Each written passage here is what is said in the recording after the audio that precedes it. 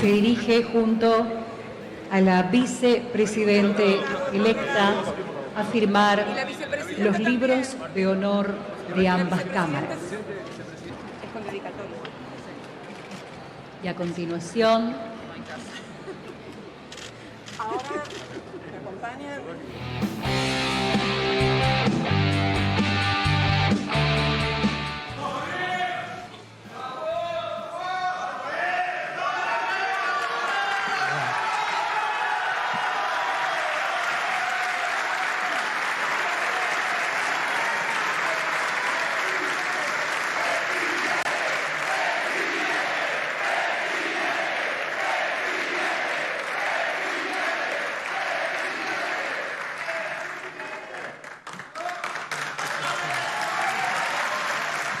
El acta.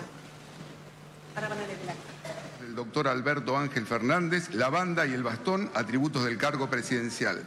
Leo al señor presidente de la Nación, doctor Javier Gerardo Milei, y al doctor Alberto Ángel Fernández, quienes firman ante mí, doy fe. Hoy comienza una nueva era en Argentina. No tiene retorno. Milei habla de la herencia. Ningún gobierno ha recibido una herencia peor que la que estamos recibiendo nosotros, por lo que la solución implica un ajuste fiscal en el sector público nacional de 5 puntos del PBI, que a diferencia del pasado caerá casi totalmente sobre el Estado y no sobre el sector privado. Claramente, si a vos te aumenta, por ejemplo, el boleto del colectivo, al privado. Debe quedar claro que no hay alternativa posible al ajuste. Tampoco hay lugar a la discusión entre shock y el gradualismo.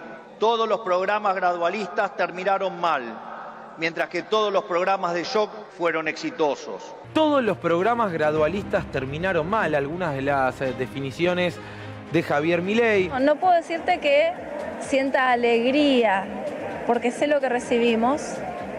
Sé que va a haber gente que la va a pasar muy mal. Yo lo vengo pasando bastante mal. Yo vivo en un barrio. Los empresarios no invertirán hasta que vean el ajuste fiscal, haciendo que el mismo sea recesivo. Tengo que decírselos de nuevo, no hay plata. Cuando Milei habló de ajuste que va a durar un tiempo largo, la gente celebraba eso. Yo voté principalmente esto y yo sabía que iba a pasar porque el país está mal y hay que reducir el Estado, bajar el gasto, todo lo necesario. Feliz. ¿Cómo vas a enfrentar el ajuste, por más que dijo Milei que lo iba a hacer? Y lo tenemos que bancar. Yo soy empleado administrativo y sigo luchando y haciendo lo que puedo. Actualmente trabajo en el sector privado. Sector privado, o sea, ¿no tenés miedo que haya algún tipo de reducción? Siempre que sea para mejor. No hay alternativa al ajuste y no hay alternativa al shock. Naturalmente eso impactará de modo negativo sobre el nivel de actividad, el empleo, los salarios reales, la cantidad de pobres e indigentes. La situación comenzará a mejorar. Esto es, habrá luz al final del camino. Luz al final del camino. Lo que estamos viviendo es el momento más oscuro. Es como si fuéramos en un túnel. Resulta que vamos en el túnel y negro, todo oscuro, te empieza a agarrar la claustrofobia, te empiezas a preguntar, che, pero iremos bien, no iremos bien. El segundo semestre es el momento en el cual aparece la luz. Un país en el que las hace, las paga. En el que quien corta la calle no cobra. Cuando Javier Milei dijo, vamos a recuperar la fuerza que tiene la fuerza de seguridad, vamos a recuperar el poder de control que tiene la policía, la gente empezó a cantar policía, policía. Sí. Se acabó con el siga de los delincuentes. ¡Policía! ¡Policía! ¿Qué representan los 40 años de democracia para usted? 40 años de democracia. Yo nací en dictadura, lamentablemente. Bueno. Que el presidente no hable ante el Pleno. Muy bien. No es un buen síntoma. ¿Pero cómo lo toma esto de que no hable en la Asamblea Legislativa? A mí no me importa, lo importante es que el país salga adelante. No está bien porque él necesita esta cantidad de votos. No vamos a tolerar que la hipocresía, la deshonestidad o la ambición de poder interfieran con el cambio que los argentinos elegimos. Dios bendiga a los argentinos y que las fuerzas del cielo nos acompañen en este desafío. Muchas gracias. Será difícil, pero lo vamos a lograr. ¡Viva la libertad, carajo! ¡Viva la libertad, carajo! Diego Pablo Giacomini es licenciado en Economía, es autor de varios libros, entre los cuales está Libertad, Libertad, Libertad, que es un libro de coautoría con el actual presidente argentino, Javier Milei. Diego, muchísimas gracias por venir. Un placer, Daniel. ¿Cómo andás? Muy bien. La primera aparición mediática de Javier Milei, que fue en el programa del doctor Mariano Grondona, estaban ustedes dos juntos presentándose. Sí, fue en el 2014. Vos sos una de las personas que mejor conoce y más profundamente conoce a Javier Milei. Voy a arrancar citándote, Diego. Ok. Los números no le dan. Básicamente, el ajuste fiscal que necesita hacer Javier Milei para conseguir el superávit primario que necesita, no lo puede hacer. Si Milei intenta llegar al equilibrio financiero en el primer año, tiene que traicionar por todos lados lo que prometió. Sí. ¿Por qué? Primero, hay que entender, Massa hizo el plan Platita, que básicamente fue bajar impuestos y aumentar el gasto público, que eso, si no se hace nada, no va a tener efectos 3 meses como tuvo con Massa. Si no se hace nada, tendría efectos 12 meses. Concretamente, Javier habla que hay que tener un superávit primario de 2 puntos del PBI y equilibrio fiscal. Eso es un ajuste de 8 puntos del PBI. Javier Milei o no analizó correctamente los números o su equipo de economistas, el Toto Caputo en el Ministerio de Economía, Bauselli en el Banco Central. Toto Caputo no es macroeconomista. Viene del mundo de las finanzas. Viene del mundo de las finanzas, es un trader. Bauselli, que es amigo socio de Caputo en la misma consultora, no sabe de política monetaria. Evidentemente, si extrapolo a partir de la declaración de Javier, que dijo, hace falta un ajuste de 5 puntos del PBI, le están vendiendo al señor presidente pescado podrido. Porque el ajuste tiene que ser de 8 puntos, si quiere superávit primario de 2, o equilibrio financiero, y no de 5. Cuando vos hablas de un punto de PBI, estamos hablando de un ahorro del gobierno de 5.000 millones de dólares. O sea, 8 puntos serían 40.000 millones de dólares y 5 puntos 25.000. Estamos hablando de un ajuste que por lo menos en democracia no recuerdo que ya se ha hecho tan drásticamente. Te tiro otra comparación que lo pone más descarnadamente. ¿Cuál? 8 puntos del PBI es el equivalente a todo el gasto de todas las jubilaciones de un solo año. O sea, el ajuste que debería hacer para cumplir su promesa equivale a todos los pagos de jubilaciones. ¿Es viable eso políticamente? No, no es viable. No es viable. Te cuento por qué no es viable. Porque en el libro Libertad, Libertad, Libertad, publicado en 2019, a partir de los números cerrados del 2018, estaba el plan motosierra original. Y decíamos, el plan aspira a bajar en 4 años 13 puntos del PBI. Cuando pasa al campo de la realidad de gobierno, necesitaría hacer lo mismo en 1. Parece que ya reculó un poco o tiene los números equivocados, porque ya está hablando de 5, no de 8. Escribiste 2 libros. 4 con Javier. Quiero preguntarte, ¿cómo era el proceso de creación de ese libro? ¿A quién se le ocurría las ideas sobre los libros? Concretamente, cada uno escribía su parte, no se la mostraba al otro. Uno decía, acá tengo todo lo mío, acá tengo todo lo tuyo. Se juntaban y hacíamos un libro. Ok, es muy interesante. La excepción es la introducción al libro Libertad, Libertad, Libertad, que es lo único que no escribimos nosotros. El editor del libro dijo, tengo una idea, los voy a entrevistar a cada uno por separado y con las 2 entrevistas voy a hacer la introducción. Es muy interesante porque si dividimos la introducción de Libertad, Libertad, Libertad, ahora lo revelo, son 10 páginas. Las primeras 3 páginas de la introducción es parte de la entrevista que me hacen a mí.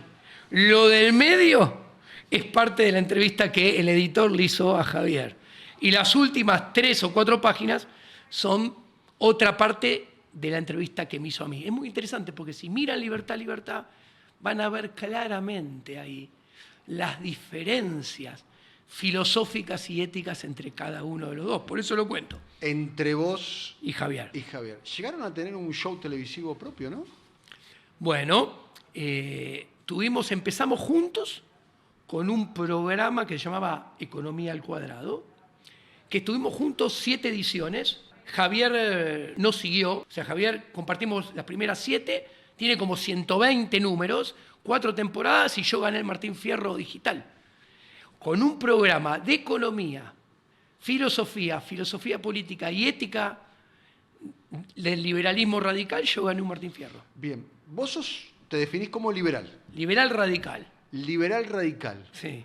¿Me puedes decir el radical, el adjetivo radical, qué significa? El liberalismo radical es la evolución del liberalismo, es el liberalismo, la forma que toma el liberalismo en los últimos 40 años.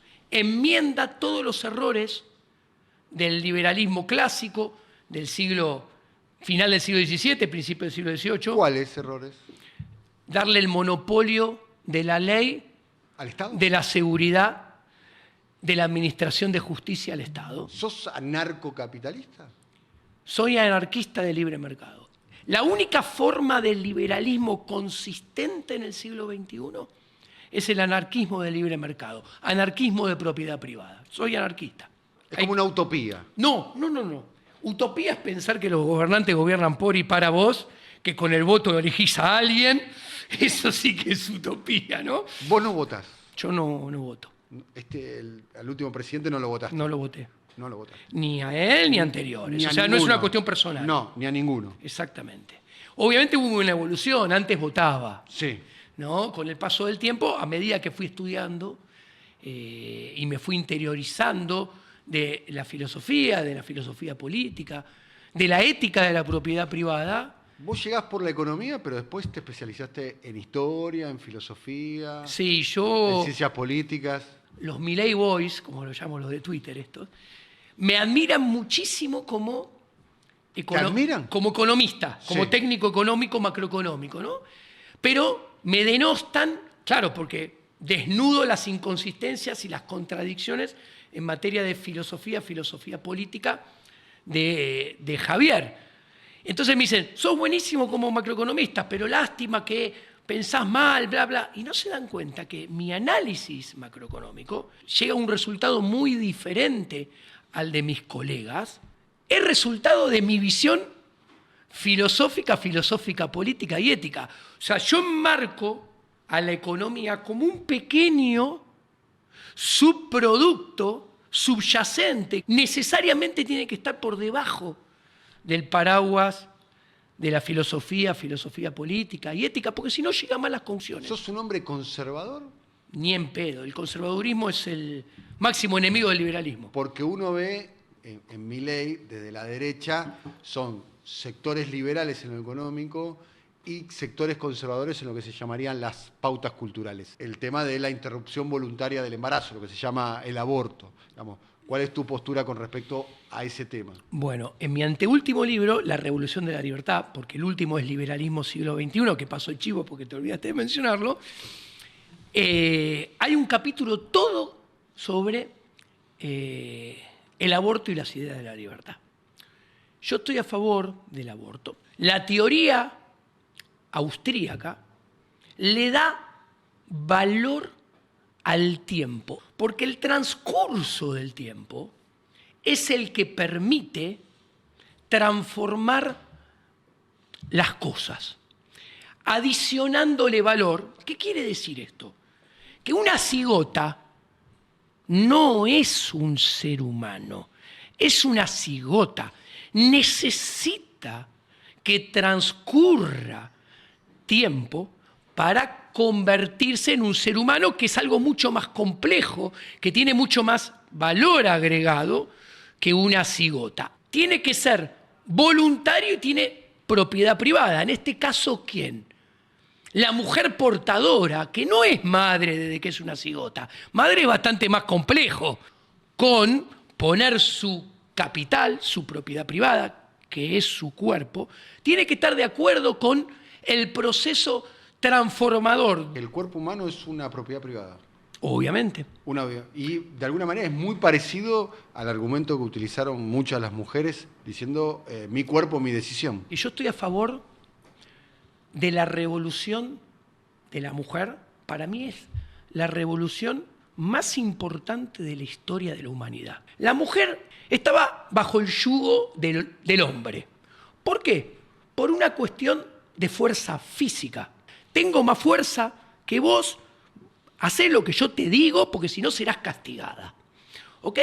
Cuando vos trazás ese paralelo entre el yugo del hombre sobre la mujer y el yugo del Estado sobre los individuos, después... O sea, el Estado sería machista y patriarcal. Un paralelismo, una similitud entre la metodología de dominación del hombre a lo largo de la historia sobre la mujer, coercitiva. Sí, con la misma, muy similar, del Estado sobre los individuos. Ahora bien, ¿cuándo empiezo no a estar en contra? Ojo, empiezo a no acompañar y decir esto está mal.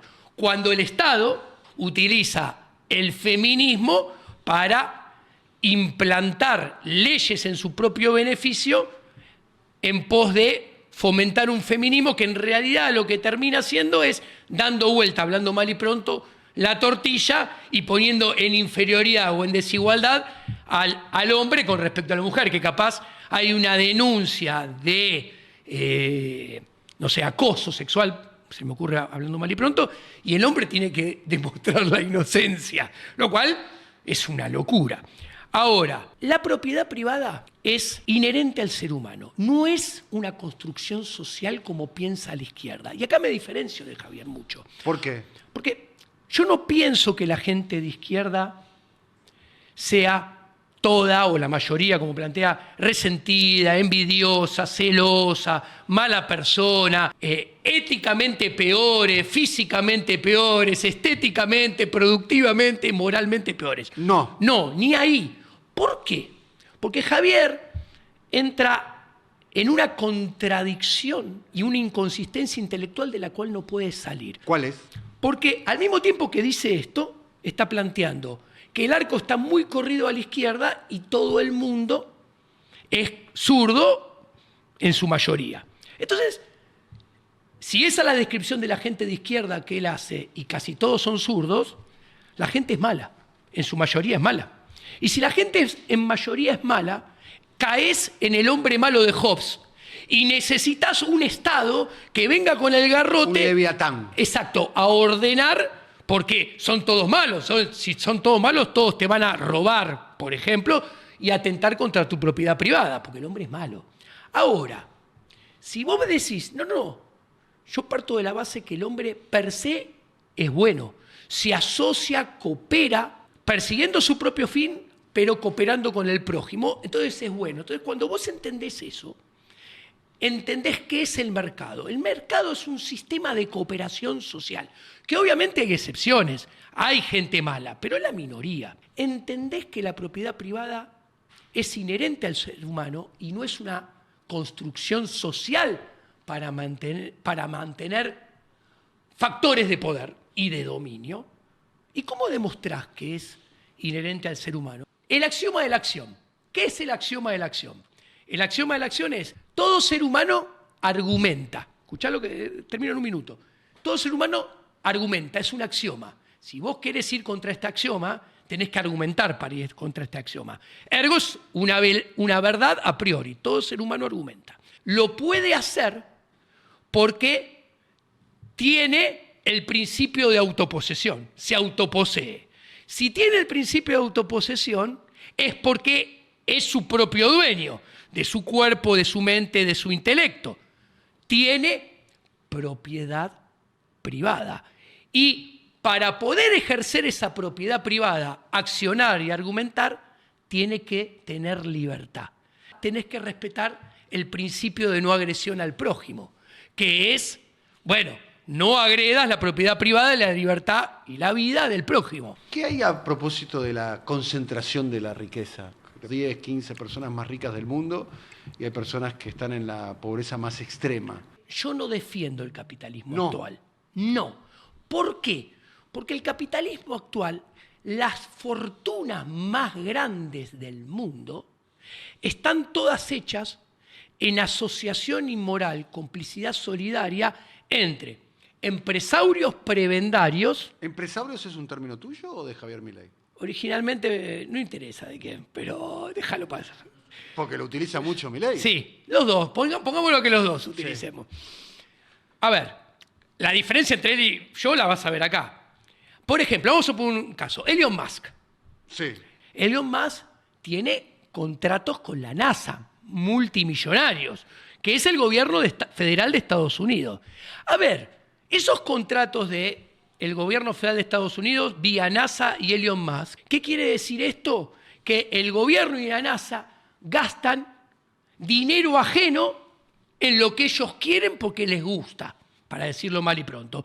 Y Elon Musk obtiene rentabilidades extraordinarias. ¿Por qué Elon Musk hace Tesla? Porque la verdad, los autos verdes, ¿por qué existen? Porque los gobiernos sacan leyes coercitivas que dicen a partir del 2040 vamos a dejar de emitir carbono.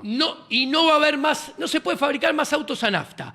Y es más, en el interín, si tenés un auto verde, no te cobra impuestos. Mientras que si tenés un auto a combustible fósil, te acribillo impuestos. ¿Ok? Con lo cual ahí hay una desigualdad frente a la ley que lo que hace es darle, en definitiva, un negocio a Elon Musk que si el público eligiera libremente, no coaccionado y en igualdad frente a la ley, los autos seguirían siendo fósiles y no habría Tesla. Y acá, y es lo mismo con Bill Gates, es lo mismo con Zuckerberg. Vos fíjate que todos los grandes millonarios están a favor de la Agenda 2030. Vos fíjate que están a favor del aumento del gasto público, de la presión tributaria, de la base imponible. Todos estuvieron desmedidamente a favor de la cuarentena delictiva por el COVID en el 2021. Cuarentena delictiva. Delictiva, claro. La llamás delictiva. Delictiva. Para vos era un delito la cuarentena. La cuarentena era un delito. Imagínate, no dejarte trabajar, no dejarte producir, es no dejarte... Circular. Circular es no dejarte proveerte tu propio sustento. Y salía el Estado y decía, voy a emitir dinero porque yo te voy a pagar tu sustento. Es hacerte siervo. Es hacerte dependiente de él. Estoy a punto de preguntarte Dale. si te vacunaste o no te vacunaste. No te lo voy a preguntar, pero estoy a punto de preguntártelo. Imagínate la respuesta. ¿Que no te vacunaste? Y bueno, tenés una capacidad de imaginación, tal vez, eficiente. Sí. Pero pensás que fue una... No. La enfermedad existió. Sí. Obviamente que la enfermedad existió. Ahora bien... Aún no está determinado el origen de la pandemia. Una vacuna sí. que fue mandada a producir monopólicamente por todos los estados, poniéndose de acuerdo con 3 o 4 o 5 laboratorios a nivel mundial, que se las dieron a esos, que fueron producidas en tiempo récord, sin guardar ningún tiempo con ninguna vacuna en términos históricos, distribuidas, comercializadas monopolísticamente por todos los estados, ¿qué puede salir bien o mal? Según te gusta qué palabra poner de cada lado de la barra. O sea, algo que manda a ser producido por el Estado, en asociación inmoral, complicidad solidaria, con 3 o 4, que después es el propio Estado el que la distribuye, el que la comercializa, que después te dice, te lo obligo a poner en el mes de julio, en el mes de septiembre, en el mes de diciembre. Se habla de la eficiencia de la vacuna, que ha salvado millones de vidas en el mundo. No sé. Vos tenés tus dudas al respecto. Sí. Claramente. Quiero volver al aspecto conservador, porque uno lo ve a Javier Ojo, Milei. estoy a favor de... Tengo un montón de vacunas dadas, ¿eh? Sí. No soy testigo de Jehová, ¿eh? No sos antivacuna. No, ni ahí. Pero sí tenés sospechas sobre esta vacuna en particular. Y una enfermedad que apareció en 3 meses, que la vacuna estaba lista y era obligatorio aplicársela en todo el mundo a los 12 meses, porque si no, no te dejaban mover, y está bajo un manto de sospecha muy grande. Bien. ¿Cuál es tu posición, por ejemplo, para el consumo de drogas para uso personal? Yo estoy totalmente a favor de la liberalización de todas las drogas. ¿De todas? Absolutamente de todas. De la cocaína, de la morfina, De todas. Sí. Antonio Escotado es un liberal en serio, cero conservador, que muestra en toda la historia de las drogas nunca estuvieron prohibidas hasta hace, redondeando, 100 años. ¿El Estado qué hace? Declara que muchas drogas son ilegales. ¿Esto qué le permite? Vender que se inició la guerra contra las drogas. Necesitamos un ejército contra las drogas. ¿Qué es? Policías, fiscales, jueces. Necesitamos jueces, periodistas, fiscales, periodistas, equipamientos para todos esos. En la cabeza de Diego Giacomini eso es impuestos. No. Primero es renta extraordinaria para los políticos, que la renta extraordinaria es gasto público. Gasto plata de otros en todo esto que me parece a mí. ¿Cómo lo financio? Ahí viene. Impuestos. Cuando vos haces esto, siempre aparece un mercado negro. La gente se sigue drogando. Como está prohibido y es mucho más negocio, te aparece diluido o cortado. Los que no se drogan tienen que pagar impuestos y los que se drogan tienen que pagar el bien más caro. Ahí te aparecen los tecnócratas. La conciencia, los reflejos te bajan. Entonces, la probabilidad de que choques a alguien y mates a alguien... Vos chocaste y le rompiste y le quebraste un hueso a alguien. El delito es chocarlo y el delito es quebrarle un hueso. No es que estabas drogado. Vas manejando un auto. Te fumaste un porro, te tomaste un rayón o te tomaste una copa de vino. Y vos vas despacito a 20 por el carril derecho. Imagínate, nadie te paró, llegaste a tu casa, estacionaste. No te pasó nada. Nadie se enteró. Nadie se enteró, no hubo crimen, no hubo delito. Ahora, tuviste la mala suerte de que uno de esos atorrantes de amarillito y celeste te paran. Bueno, te hace un control. Te hace un control. Empecemos. Donde soplaste lo pagaste vos con tus impuestos, ¿no? Soplas. Voy al ejemplo más bajito de todos, ¿eh? Fuiste a cenar con tu mujer y tuvieron la mala idea de tomarse una copa de vino o 2 copas de vino cada uno. Listo. Ah, señor, usted no puede seguir. Ah, no puede seguir. Perfecto. Me incautan el auto. Tengo que pagar la grúa. La grúa, ¿quién gana plata con la grúa? Un empresario prebendario que ganó la licitación con el Estado. Me llevan el auto a la playa de estacionamiento del Estado, que está privatizada a otro empresario prebendario que ganó la licitación con el amigo del Estado de turno. Tengo que pagar la multa. El resultado es que yo no cometí ningún crimen, no le hice mal a nadie y soy castigado para que todos esos que nombré obtengan una rentabilidad extraordinaria. Y ahora viene lo más inmoral de todos, que viene el jefe de gobierno y te dice: eso lo estoy haciendo por y para vos, para que tengamos calles más seguras. Y lo mejor de todo es que cuando vos vas a las estadísticas, los choques son los mismos de siempre en términos proporcionales, hace 20, 30, 40, 50 años, cuando esto nada existía. En el mundo de Diego Giacomini, ¿las drogas se comprarían dónde? ¿En un comercio? Cualquier lado. Pero estaría el Estado regulando la trazabilidad como lo hace con el resto de los productos, como lo hace con el alcohol. Bueno, si yo estoy en contra que el Estado me regule el choripán en la cancha de Boca. No lo regula, de hecho. Bueno, a mí me gusta comer del que está a 2 o 3 cuadras porque estoy seguro que no está regulado. El de adentro tengo mi duda, sí. Entonces no lo compro. No, yo creo que, a ver, eso también, pensemos que el Estado tenga que regular la calidad de la comida es pensar que nosotros los consumidores somos todos idiotas. No cree que los mercados son perfectos. hay errores de mercado, uno va a internalizar los costos y pagar los costos de esos errores. De hecho, uno se puede equivocar porque tiene mala información.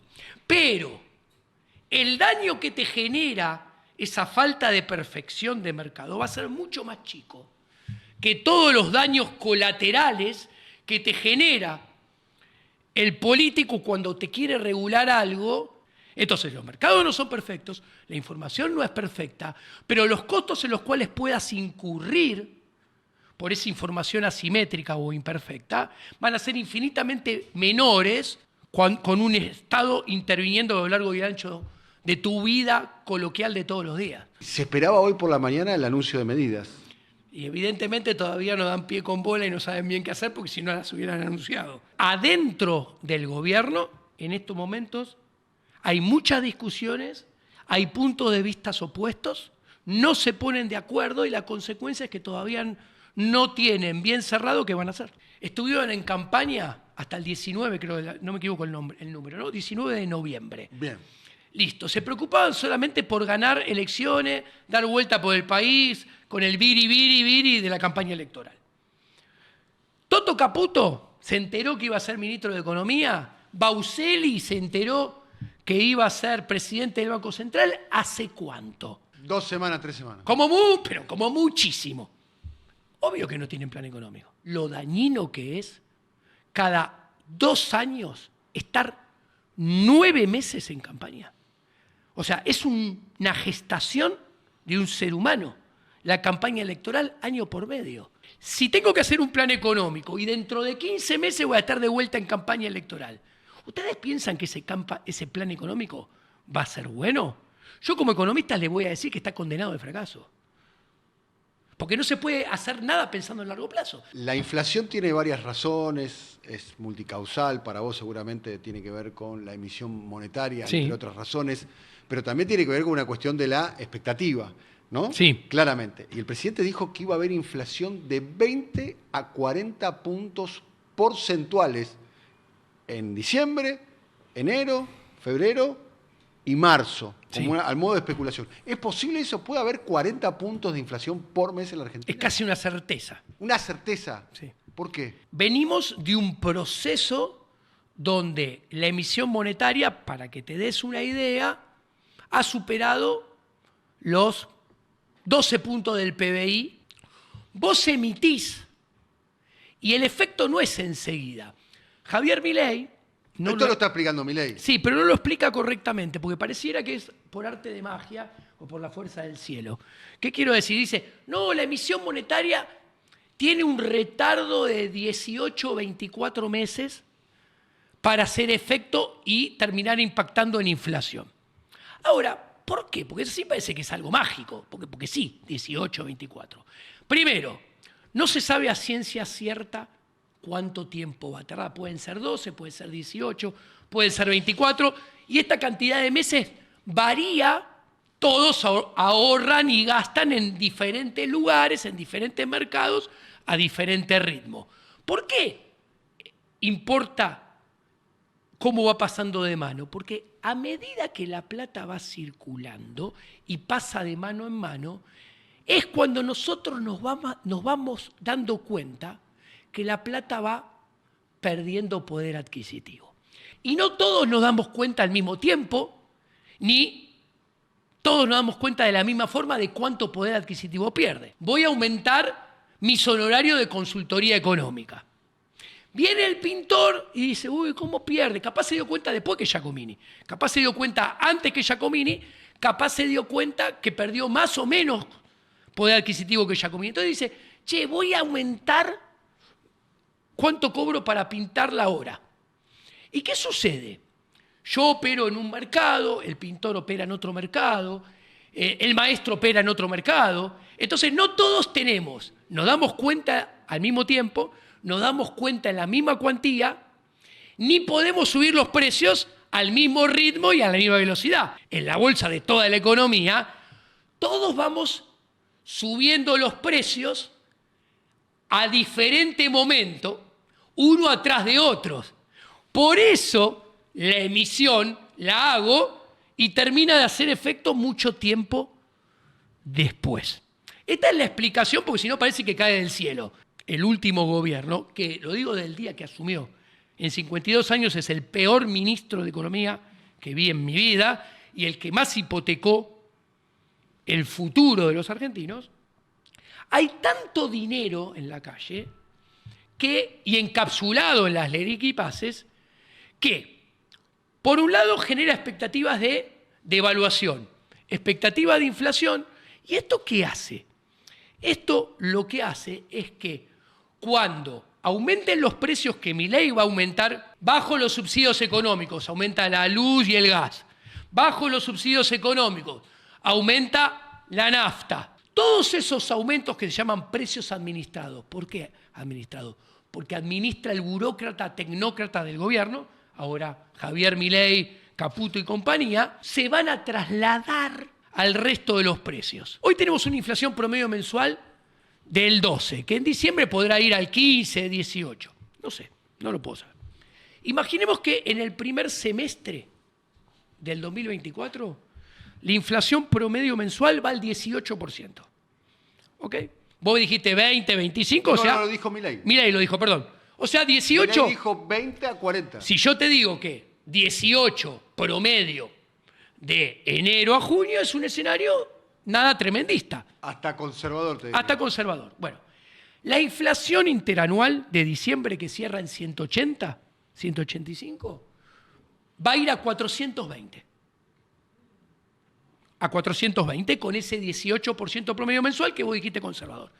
Si a Milei le sale todo bien y a Bauseli le sale todo bien y a Caputo le sale todo bien, cosa que es dificilísima, imagínate que bajan la inflación a 1/3, 6, que es la mitad del 12 que tenemos ahora. La inflación interanual de diciembre del 2024 cierra en 270% interanual. Y les cuento, desde ahora a junio, la inflación con este 18% que vos dijiste bastante conservador, sería 200, 205%. ¿Y eso es viable políticamente? ¿Es sostenible políticamente desde el punto de vista también con cómo está el salario, el ingreso, las jubilaciones? A ver, yo no sé qué van a hacer porque ellos no saben qué van a hacer. No saben lo que van a hacer. Obvio, no tengo duda. ¿No tenés duda? No tienen cerrado lo que van a hacer. ¿Y el debate interno está basado en qué? Unos dicen un ajuste más feroz, otros un ajuste más moderado, ¿o no tienen cerrada la política?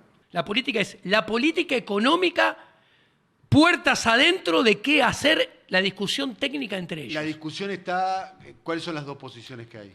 La gente habla de que apoya el ajuste.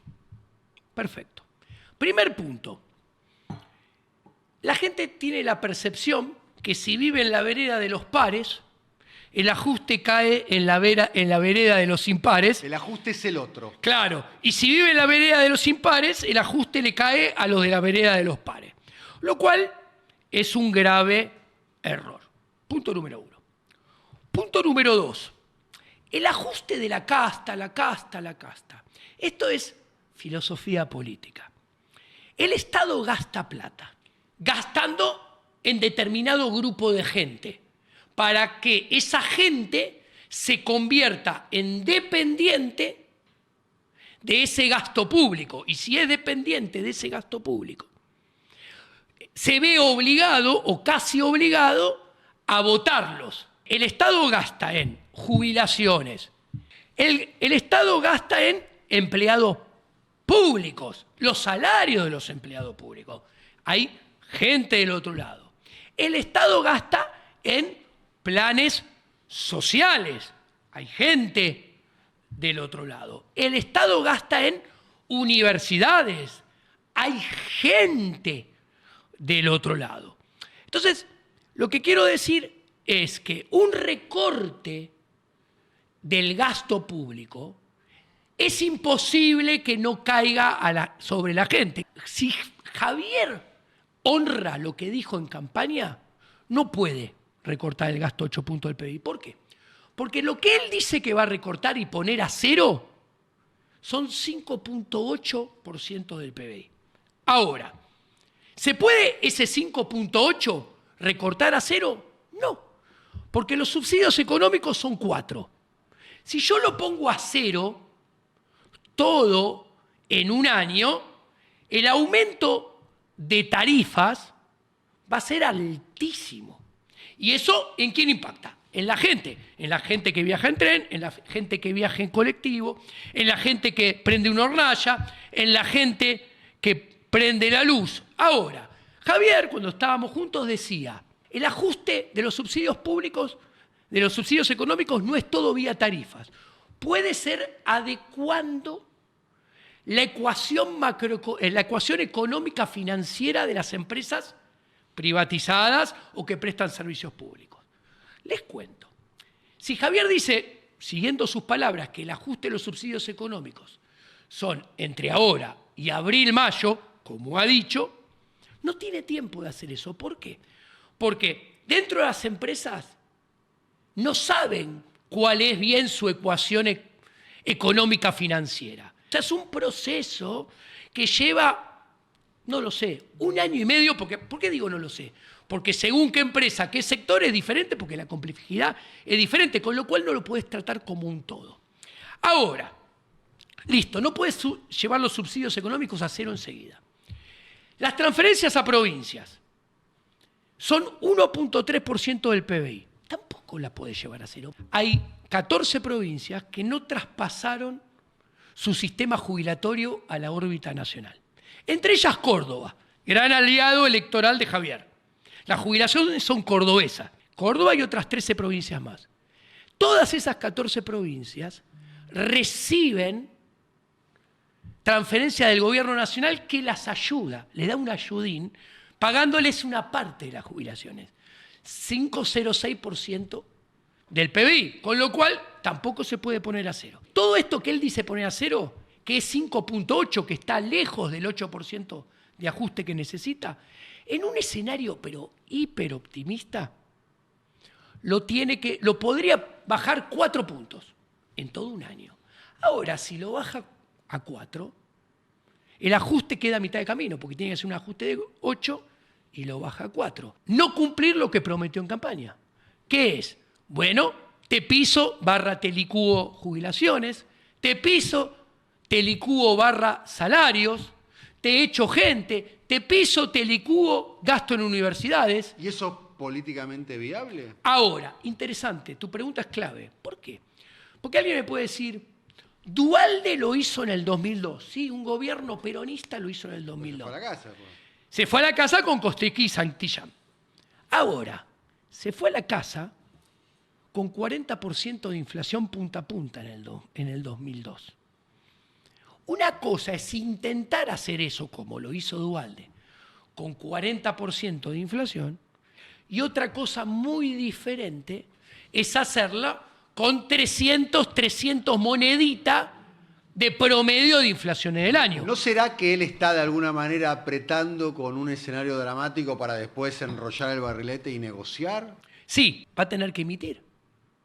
Porque no va a poder cerrar. No, lo que acaba de decir lo vamos a borrar, ¿no? O va a tener que emitir. ¿Vos te imaginás a Javier Milei emitiendo moneda? Javier Milei, si no puede cerrar los 8 puntos y sigue teniendo déficit fiscal, o va a tener que subir impuestos, que prometió cortarse un brazo antes de subir impuestos, que puede ser volver para atrás con ganancias, puede ser subir el impuesto país. Volver para atrás con ganancias si él levantó la mano para acompañar el proyecto. Bueno, pero eso.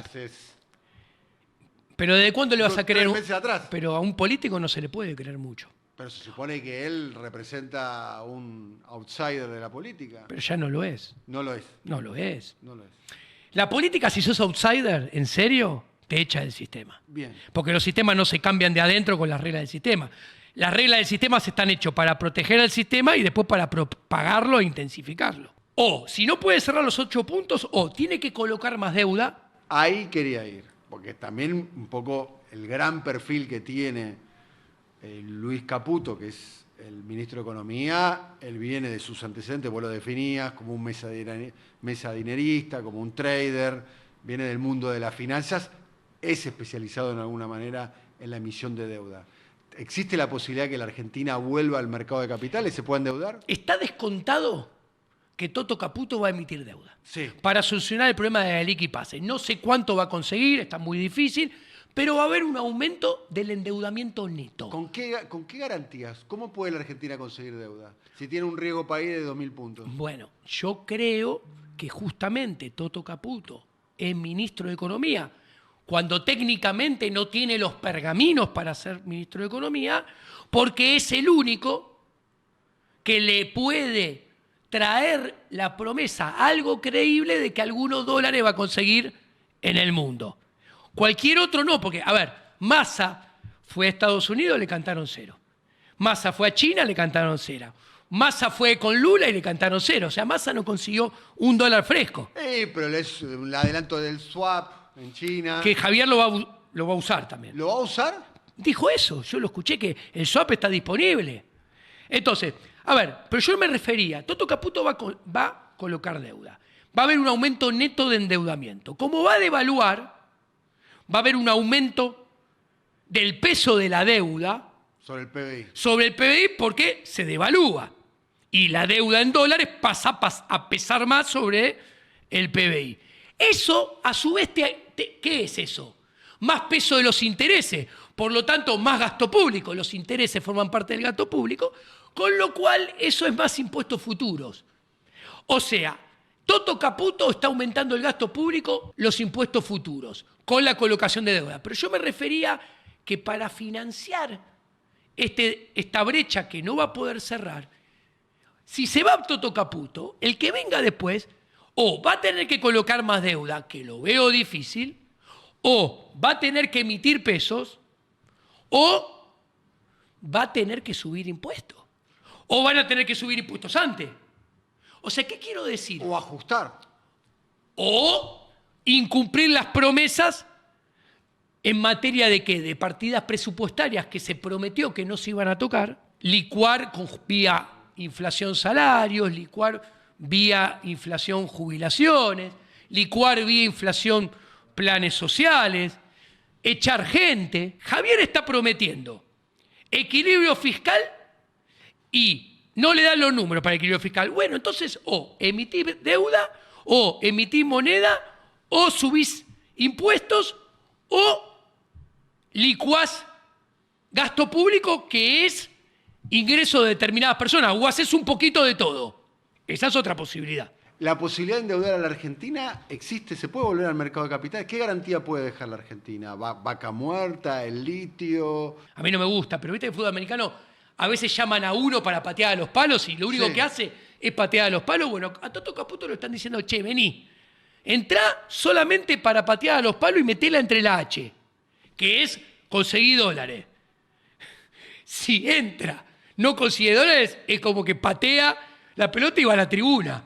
O sea, para lo único que lo traen y sirve, le pifia. ¿Ok?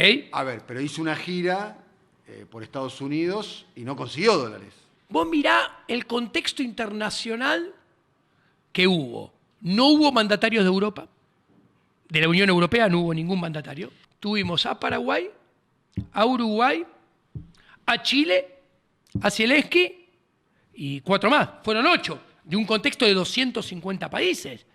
O sea, no hubo nadie ni del G20 ni del G7. O sea, Argentina, el mundo ayer en la Asunción, no le puso alfombra roja.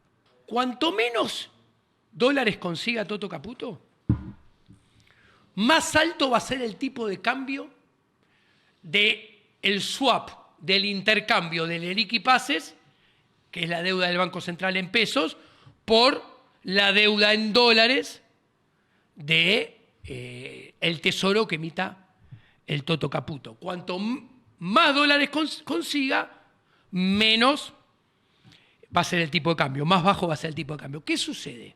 Concretamente, si Toto Caputo consigue menos de 25.000 millones de dólares, el tipo de cambio en la operación del canje de deuda va a ser más alto que el que tenemos hoy en día. Bueno, si consigue 15, si consigue 20, el tipo de cambio del swap va a ser mucho más alto que el tipo de cambio contado con liqui o blue de hoy en día.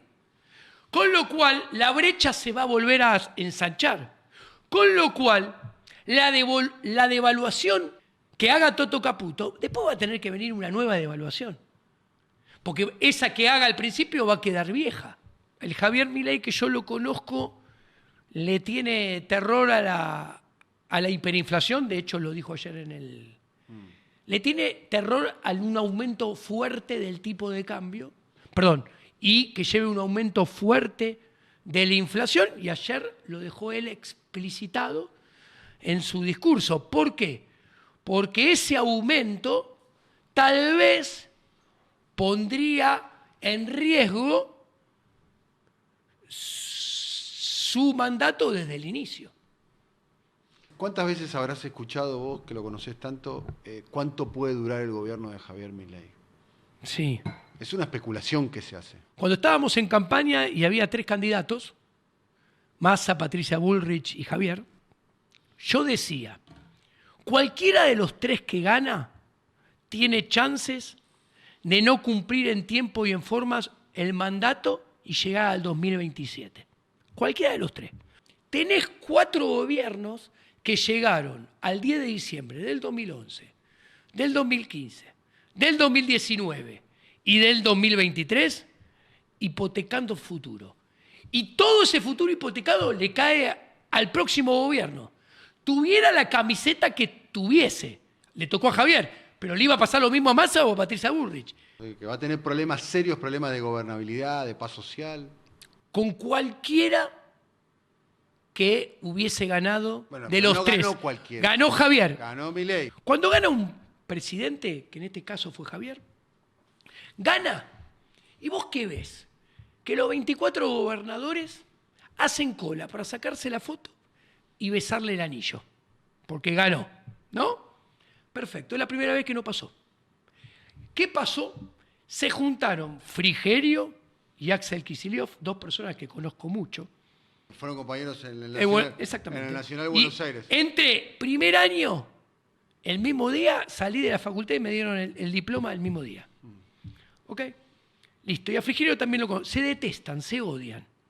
Frigerio y Axel. Se juntaron, se pusieron de acuerdo entre ellos 2, trajeron a los otros 22 gobernadores, se sentaron los 24, les hicieron firmar un comunicado que le dijeron, mira, Javier, nos pusimos todos de acuerdo para que nos coparticipes el impuesto al cheque. ¿Esto qué quiere decir? Que hasta el gobierno anterior, la recaudación del impuesto a los débitos y créditos bancarios era todo para el gobierno nacional. Ahora, ¿qué quiere decir? Que se pusieron todos de acuerdo que, che, un poquito más de la mitad me lo vas a tener que dar a mí. Javier prometió que iba a negociar una baja de ingresos brutos. Ingresos brutos es un impuesto provincial. Los gobernadores son los que pagan. A los maestros son los que pagan los colegios, son los que pagan los policías, son los que pagan los patrulleros, son los que pagan los médicos y las enfermeras y los hospitales. ¿Ustedes piensan que los gobernadores van a suscribir que se le pisen los salarios y que no haya ajuste de salario? Se le para la policía, se le paran los hospitales, se le pagan los colegios, y los que tienen que poner la cara frente a los ciudadanos son los gobernadores. Es más, ellos le van a echar la culpa a Balcarce 50. Entonces, ¿y ahí qué salida van a tener? Van a tener que o aumentar impuestos ellos o van a tener que sacar la plata de un lado. ¿Y de dónde la van a sacar? Ellos no tienen el Banco Central. O consiguen que Javier Milei les pase plata, o si no... Emiten una cuasimoneda. Lo dijiste vos, no lo dije yo. ¿Está dentro de la ley o no? A ver, y le echan la culpa al gobierno nacional, que no tiene la camiseta de ninguno de los 24 gobernadores. No hay un solo gobernador con la camiseta violeta de La Libertad Avanza. Yo a Javier Milei lo conozco desde el 2005, me lo presentó un colega en común, y estuve desde el 2005 hasta el 2020. Yo fui socio intelectual de él, nunca vivimos de lo mismo. O sea, él nunca hizo consultoría macroeconómica como de lo que yo vivo, ¿no? O sea, vos te dedicabas a la consultoría macroeconómica de modo profesional. Y él trabajaba en Aeropuerto 2000 con Euneikian. Eduardo Euneikian lo podemos definir, según palabras de Milei, según palabras tuyas, como un empresario. Un empresario prebendario, obviamente. Sí. que obtiene rentabilidades extraordinarias a expensas de los ciudadanos. Es muy fuerte Ornequian porque muchos de los ministros del gabinete, ¿no? Nicolás Pose, Guillermo Franco, Mariano Cuño Levarona. El liberalismo radical explica muy bien. Las leyes se hacen afuera del Congreso, entre empresarios, los equipos técnicos de los empresarios y unos pocos burócratas estatales que los podés llamar ministros. El gabinete está como muy loteado, que cada uno se llevó una parte, cada uno se llevó un negocio, Techín, YPF, Schiaretti, una parte Ornequian, una parte Macri o una parte de lo que quedó del macrismo. El jefe de gabinete, Pose, que estaba a cargo de los aeropuertos de la Patagonia. Los aeropuertos de la Patagonia son lo más alejado que hay a Heathrow en Londres o al John Fitzgerald Kennedy en Nueva York. O sea, son aeropuertos que bajan 1 o 2 aviones por día. O sea, gestionar eso muy complicado no es. Guillermo Franco es el ministro del Interior. También ha sido un hombre relacionado con Euneikian, con Scioli. Después tenés un loteo en el Ministerio de Seguridad y el Ministerio de Defensa, que tenés a Patricia Bullrich y a Petri. El radical Petri, permítanme suponer que no sabe nada, absolutamente nada de defensa, no tiene ni por qué saberlo. A ver, Patricia Bullrich ya fue ministra de Seguridad, a algunos le pueden gustar, a otros no le pueden gustar. Vos que lo conocés a Milei, que estamos ahí viendo. Ahora, perdón, cierro, esto quiero decir. Los loteos.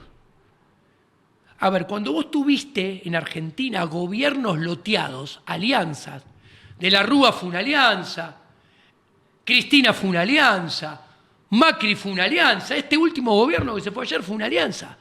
Llevaron a malos resultados. Cuando vos tenés ministerio loteado, llevaron a malos resultados. Acá se ve claramente que está muy loteado el gobierno, ¿no? Claramente. Eso es lo que pasó en el pasado, no sé si pasará en el futuro. No. Ser presidente de Argentina debe ser difícil, ¿no? Todo el mundo te debe llamar por teléfono para pedirte cosas. ¿Te parece? Sí, debe ser difícil ser presidente de Argentina. A mí me parece que lo estás valorando mucho. Ser dueño de una pyme, de una pyme que le da laburo a 100 empleados, es mucho más valorable, importante y difícil. La gente capaz intenta producir, generar bienes y servicios de calidad para servir al prójimo y ganar dinero. Con eso que el prójimo elige voluntariamente y paga espontáneamente. No intenta dirigir ni gobernar la vida del prójimo. Vos fíjate que ayer el rabino en el Te Deum, lo escuché todo el Te Deum, en un momento dice: Dios confía en usted, señor presidente, y en sus ministros, señor presidente, para que guíen y dirijan hacia el bien, algo así dijo, a los ciudadanos argentinos. Yo dije, wow, estamos un pasito así del 1400 cuando los monarcas gobernaban por y para Dios, ¿no? ¿Te pareció un poco medieval eso? Bastante. Bastante medieval. Sí, oscurantista. Ecuménico sería la palabra. Bueno, exacto. Cuando las religiones han sido la principal fuente de guerra, matanza y violencia a lo largo de la historia de la humanidad, y lo siguen siendo. Sobre la idea de que él está loco, digamos, de hecho la biografía del libro es El Loco. Javier Milei, economista técnico que yo conozco, que no... Guarda, ahora es presidente, no es el ministro de Economía. El presidente no se puede ocupar de la economía. Y no importa que sea o no economista. No tiene tiempo, se tiene que ocupar de un montón de boludeces. Javier, todas esas formalidades de los protocolos, de saludar horas y horas, detesta todo eso. Javier le encanta estar en zapatilla y bermuda a cargo y una remera, y no tener que guardar ningún formalismo. Eso no le gusta nada a Javier. ¿Qué quiero decir? Javier no tiene tiempo de ser el que maneja la economía. Los que sí tienen que manejar la economía los Toto Caputo, los Bausili, los Furiase, que son todos asesores de la misma consultora, son todos miembros de la misma consultora, o sea, pusieron la política macroeconómica y la política monetaria en manos de una misma consultora, en manos de unos mismos socios. Lo cual, desde el punto de vista ético, digo, wow. Ahora, ¿qué quería resaltar? Javier Milei como economista es muchísimo mejor economista que todos los que van a manejar la economía en el gobierno de Javier Milei. Así como yo digo que Javier Milei técnicamente es mucho mejor economista que todos los economistas del PRO, que son sus aliados. O sea, el potencial recambio de estos que están ahora también van a ser peor que Javier Milei. Javier Milei no se va a poder ocupar de la economía. Se va a tener que ocupar de lo que no le gusta, que son los protocolos, los formalismos, hablar con los ministros. A él eso no le divierte ni le gusta. A él le gusta la economía. La asignación de roles no son los mejores. Sobre todo mirando lo que tiene abajo. Y en el entorno, el papel que tiene una mujer que hoy es muy importante, como Karina Milei. Yo a Karina Milei la conozco muy bien. Es una persona capacitada para ocupar el rol que está ocupando hoy en términos históricos, porque es una persona hoy... Te quedaste sin palabras. Me lo voy a guardar para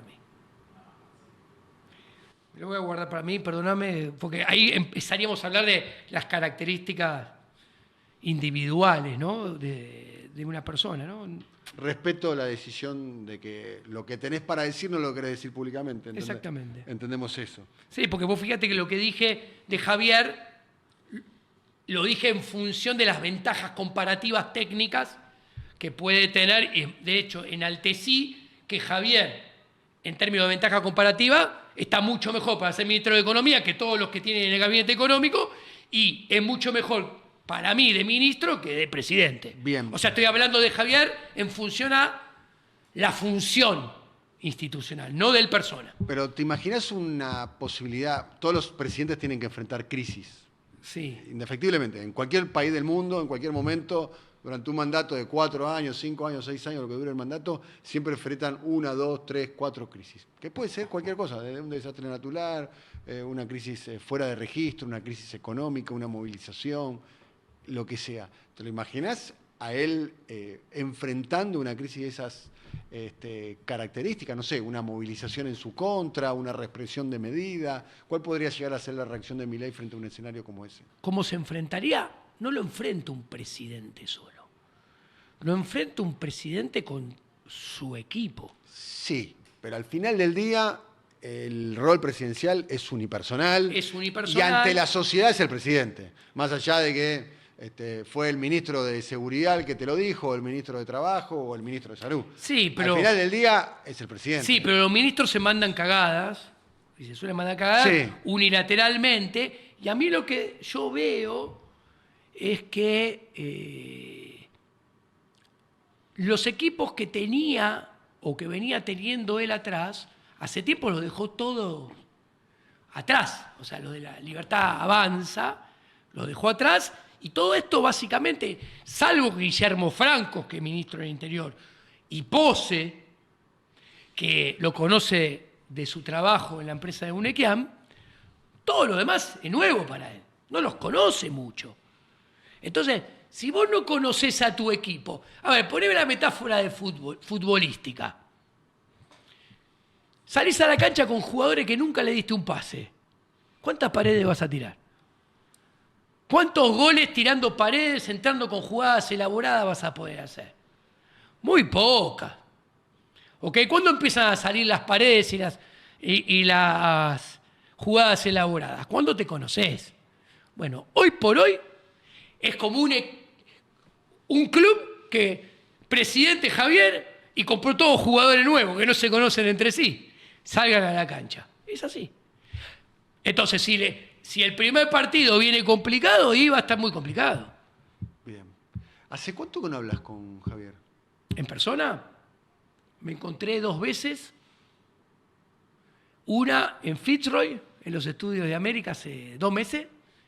y otra el año pasado en los estudios de La Nación Más en Fraga. Hablé, no supo qué contestarme, no me podía mirar a los ojos porque obviamente le mostré varias cosas en la cara que no le son simpáticas que se las haya mostrado, que son verdades descarnadas, y hay testigos de esto, ¿no?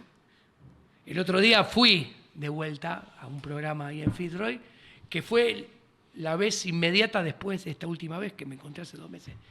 Y la gente de seguridad, que vos lo conocés, el estudio de Fitzroy, me dijo, ¿cómo salió huyendo como rata por tirante el Presi la última vez? Y se reían. Tu interpretación Hacia él. era de carácter técnico, digamos, de carácter básicamente económica. Técnica y con respecto a lo que decía, no decía y ocultaba y mentía.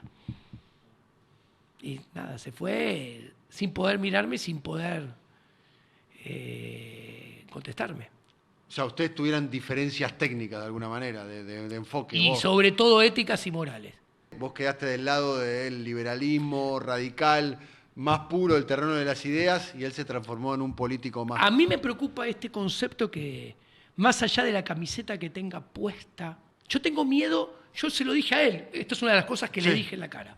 Vos le estás haciendo un gran daño intertemporal a las ideas de la libertad y hay gran probabilidad que todo esto termine mal.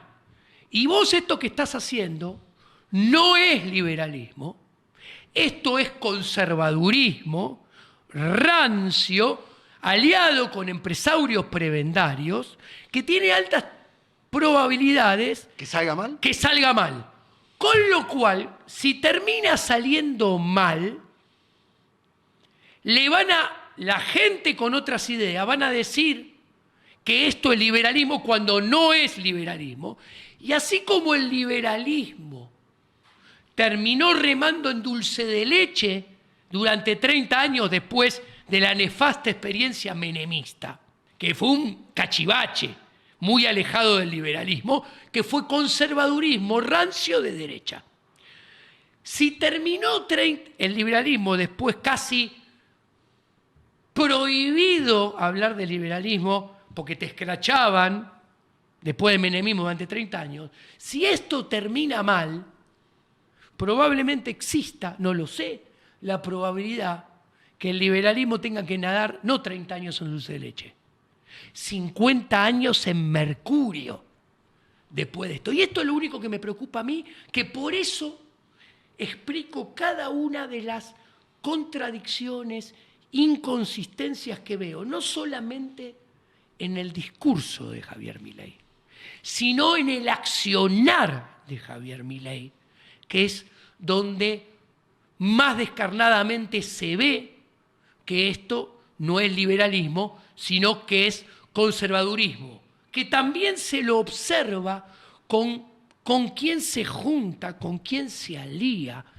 qué propone en contra de lo que está y a favor de lo que sí está, que está muy lejos del liberalismo, porque ahora Lord Acton, un liberal que la gente no conoce, decía, el liberalismo es la revolución permanente. Frase que después la gente de izquierda se la endilga a Trotsky, pero es de Lord Acton del siglo XIX, y te digo cuál es la definición del liberalismo radical. El liberalismo está siempre contra el poder político y el poder económico concentrado asociado con el poder político. ¿Por qué? Porque en esa asociación los dos obtienen rentabilidades extraordinarias que logran a expensas de nuestra libertad y a expensas de nuestra propiedad privada, a partir de establecer negocios monopólicos para ese poder concentrado en diferentes ámbitos de la sociedad. El caso del sistema bancario y del sistema financiero, que representa a Toto Caputo, es el más icónico en términos descarnados. Hace varios meses entonces que no hablas con él, digamos. ¿Tenés algún tipo de mensaje vía...?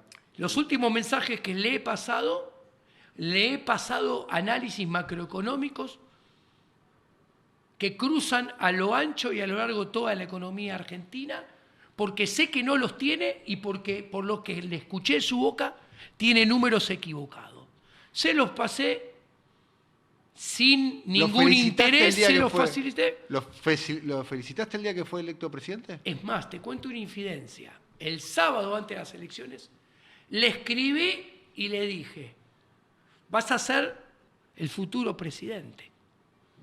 Vas a ganar por robo, por mucha diferencia.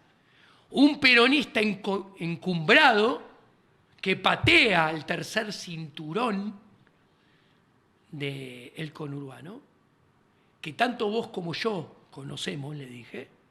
La mujer me acaba de escribir y me dijo, está preocupadísimo porque los números no cierran por ningún lado y Milei va a ser presidente.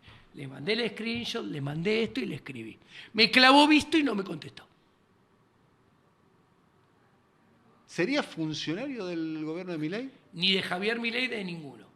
Porque ser funcionario público, burócrata, tecnócrata, violaría mis más profundas convicciones éticas e intelectuales. Yo no creo en la política económica y soy profesor de macroeconomía y política económica. En el extremo, para que se entienda, la mejor política económica es la que no existe. Y mucho menos creo que alguien arrogantemente puede diseñar una política económica y ejecutarla sobre todo, arrogándose el poder de decir que esto es bueno para el de allá, para el de allá, para el de más allá. O sea, para todos los demás que lo rodean. Del 1 al 100, ¿qué probabilidad tiene el gobierno de Javier Milei de terminar bien? Bajas. ¿Por qué? Porque está todo dado para que siga, no es culpa de Javier Milei, está todo dado, alineado, para que se siga cumpliendo la regla de oro. El que viene después siempre termina siendo peor que el que estuvo antes. Hace 4 presidencias que pasa. Ojalá me equivoque, pero a ver, es lógico, la probabilidad que le vaya bien disminuye en función a la magnitud del quilombo. Porque si no entraríamos en la lógica equivocada de cuanto peor, mejor. Ah, sí, estamos en un quilombo bárbaro, entonces lo que vamos a hacer tiene mayor probabilidad de salir bien. No, ese razonamiento es errado. ¿Te quedó algo por decir? ¿Querés decir algo? No, muchas gracias por... Me sentí muy cómodo, Daniel. Con vos sos una de las palabras más buscadas en este momento, ¿no? Está muy requerido por los medios, ¿o no? Puede ser, sí, un poco más que el usual estos días. No, claramente, sos una de las personas que más conoce al presidente argentino. ¿Vos sos consciente de ese lugar en la historia que tenés? Sos la única persona que escribió 4 libros con el presidente electo de los argentinos. Sí. Ayer me reía porque lo veía con su traje a medida, azul, la banda, el bastón, ¿no? Y decía, si la gente supiera las veces que lo vi en calzoncillo, pesaba, ¿no? Me reía, nada. Claro, además vos sos muy respetuoso con respecto a datos personales de Javier Milei. Sos muy respetuoso, de hecho, yo conociendo cómo sos, evité hacerte preguntas, porque primero nada más no amerita, no es el tema y demás, pero vos lo conocés, realmente sos una de las pocas personas que lo conoce profundamente al presidente Milei. Esto que te conté no puede sorprender a nadie porque es Vox Populi, lo he contado yo, lo ha contado él, que cuando yo me separo en el 2005 me fui a vivir 4 meses a su departamento y entonces de ahí viene el comentario. Sí. ¿No? Entonces, ¿cómo es Milei conviviendo? Yo me divertí mucho. Yo recién separado con 2 hijitas chicas, pero me río porque pegamos onda y nos divertíamos mucho porque se dio una coincidencia de 3 gustos que tenemos en común. ¿Qué era? Yo soy socio vitalicio de Boca. Y los dos teníamos abono hace añares, y los dos íbamos a ver en nuestro asiento, separados, uno de un lado de la cancha y otro del otro, a Boca cada vez que jugaba de local. Primer cosa en común. Segunda cosa en común. Los dos somos fanáticos de los Rolling Stones. ¿Sí? Los dos somos fanáticos de los Rolling Stones. O sea, otra segunda cosa muy importante en común. Y la tercera es que los dos amamos, respiramos la economía. Entonces, nada, era... Mucha afinidad. Mucha afinidad en eso y era, bueno, vamos a morfar, qué sé yo, y nos sentamos y teníamos para hablar de esas tres cosas permanentemente, ¿no? Interminablemente. Ultra bilardista los dos. Yo también soy re bilardista. Ultra bilardista. Sí. Ultra bilardista, que cuando Javier estaba en el mano a mano del balotaje, yo para adentro pensaba, vos sos consciente que si perdés contra el peor ministro de Economía de toda la historia, nadie se va a acordar de vos. Sí. El segundo no existe. El segundo no existe. El segundo no existe, yo pensaba para mis adentro. Bueno, por suerte para él, y yo lo dije, a mí me sacó una sonrisa que ganara. ¿Pero por qué? Sobre todo porque hizo que perdiera la calaña de Massa.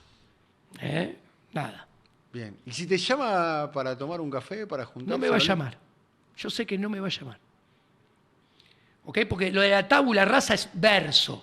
Así, porque lo conozco. Lo digo así. No te va a llamar. No me va a llamar. Si me llamara, primer problema que tiene. ¿Cuál? Dije, vos tenés conciencia que vos podés ser presidente del mundo, de la galaxia. Pero yo te digo, ¿qué haces pelotudo? O sea, claro, estás haciendo una pelotudez. O sea, esto es muy, muy cómico. O sea, lo conozco de toda la vida. O sea, puede ser presidente del mundo, que yo lo bajo de un ondazo. Me acuerdo, te cuento una infidencia. Me acuerdo cuando, en el 2015, 25 años de que habíamos terminado el Colegio Nacional de Buenos Aires, 25 años de egresado, ¿no? Y justo estábamos entre el balotaje y las elecciones de Scioli y Macri. Estaba Recalde, Mariano Recalde, compañero de secundaria, tipo normal, estaba hablando de boludeces, de fútbol, de anécdotas. Y estaba Axel, estaba Kicillof. Como un salame, haciendo campaña proselitista entre los compañeros. ¿Quién? Axel, entre los compañeros de secundaria. Digo, yo me acuerdo en un momento, digo, che, salame, acá no vas a convencer a nada de nadie. Todos te conocemos que tenés 13 años. Era ministro de Economía todavía. No sos ministro, no sos candidato a presidente, acá sos Axelito. Para mí, Javier, es Javiercito. Investidura presidencial, el poder, la fama, esa plata extraña que circula por arriba, por abajo, alrededor, dando vueltas a la política institucional, cambia a las personas. Donde él tiene un séquito que antes no tenía. De aduladores. Antes no tenía. Claro. De aduladores que lo único que quieren es obtener beneficios personales de él o prebendas de él, como no de él por ser Javier Milei, como con cualquier otro presidente. Claro, que venga alguien que le diga, escúchame, boludo, sos un pelotudo. Te estás equivocando de pe a pa. Esto está mal acá, esto está mal acá, esto está mal acá. ¿Vos le hablarías así a Milei? Pero obvio. Es más, se lo dije por WhatsApp en los últimos, y varias veces. Y con números y con datos, basándome en las cosas que decía y yo mostrando el análisis económico de otro lado, y me clavaba el visto y no le gustaba. ¿Vos te imaginás que ahora Milei está agrandado? Como decimos acá en la Argentina. Te soy muy sincero. No me ha contestado cuando le planteaba estas cosas, pero me clavaba visto. Entonces, a ver, debe ser muy fácil, muy difícil. ¿Y él está preparado para esto? esto? Dejás de ser un ser humano normal. ¿Pero él está preparado para ese mundo? ¿Te lo imaginás preparado? Y, a ver, evidentemente, escucha, si el sistema te acoge, te incorpora, te da la posibilidad de ir subiendo dentro de su organigrama, te permite ser candidato y terminás ser consagrado como presidente, y quiere decir que los deberes del sistema los hiciste bien. Si no, te expulsaría. Diego, te agradecemos mucho por tu tiempo. La verdad que fue muy, muy, muy interesante poder conversar profundamente. Y bueno, ojalá que sea otra la oportunidad de poder volver a hablar. ¿Te queda algo por decir? Para nada. Bueno, muchas gracias. Un Diego placer. Giacomini, licenciado en Economía, autor de varios libros, coautor de varios libros, dicho sea paso, con el presidente electo de los argentinos. Nos volvemos a ver en la próxima oportunidad. Chao.